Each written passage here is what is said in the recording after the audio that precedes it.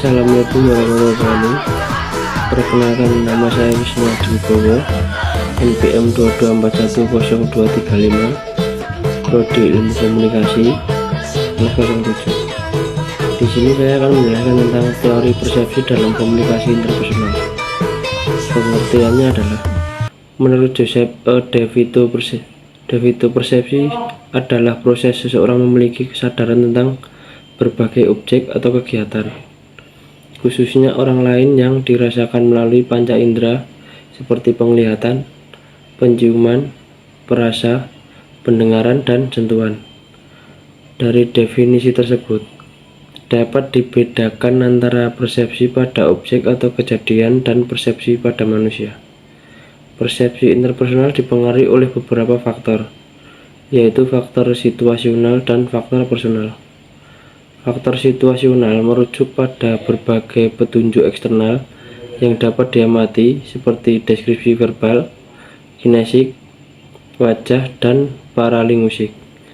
Faktor personal merujuk pada berbagai faktor personal yang secara langsung mempengaruhi kecermatan persepsi, bukan proses persepsi itu sendiri. Proses persepsi interpersonal dibagi menjadi 5. Yang pertama, stimulasi, kedua, organisasi, ketiga, interpretasi dan evaluasi, 4, memori, kelima, pengingat. Organisasi sendiri dibagi menjadi 3. Organisasi melalui aturan, organisasi melalui skemata, organisasi melalui naskah. Pengaruh persepsi interpersonal terhadap komunikasi antar pribadi. Menurut Rahmat, persepsi interpersonal sangat berpengaruh pada efektivitas komunikasi interpersonal. Persepsi yang kita berikan kepada orang lain seringkali tidak cermat.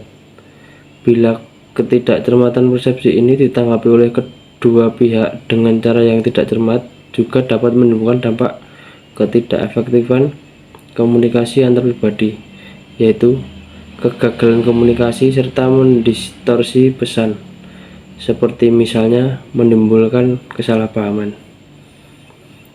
Manfaat mempelajari teori persepsi sendiri dalam komunikasi antar pribadi dibagi menjadi 4, yaitu kita mengetahui dan memahami makna persepsi, kita mengetahui dan memahami makna persepsi interpersonal,